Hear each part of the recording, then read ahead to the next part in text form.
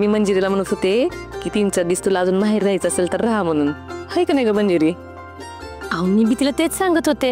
आता तुम्हीच सांगून बघा, तुमचं ऐकलं तर बरंच आहे. माझं बी तीच म्हणणं होतं. कसं आहे, किती बी झालं तरी लिकीला माहेर पण लई जवळच असतंय बघा. त्याच्यामुळे म्हणलं तिला राहा म्हणून. पण आता शेवटी किती जरी झालं तरी मी सासू पडले ना, तर आई म्हणून तुम्ही समजावून सांगा तिला. मम्मी साहेब, तुम्ही आमच्या मंजूचा एवढा विचार करताय, ही लई मोठी गोष्ट आहे बघा आमच्यासाठी.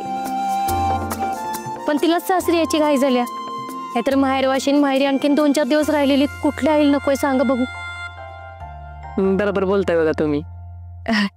मंजिरी बघ, विचार करा, आम्ही वाट बघतोय बाहेर.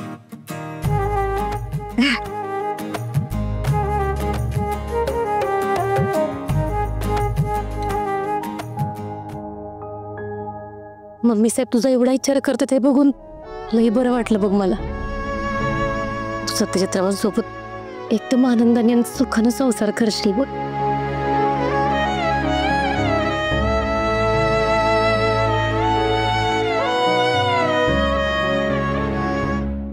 जेवण एक नंबर झालं. आवडलं ना? अरे भारी होतं. बेस्ट. वांग्याची भाजी एक नंबर होती, पण चपात्या जरा थोड्या कडक वाटल्या. चांगल्या होत्या चपात्या. हा काय बळवंतराव, मला तर मोमो मिळाल्या. नाही मम्मीला सांगतो मी, जरा मऊ करायला पुढच्या वेळेला. असं डीजा. काय रे सत्य दादा? काय रे मग, तुझ्या डोक्यावर कधी अक्षदा पडला?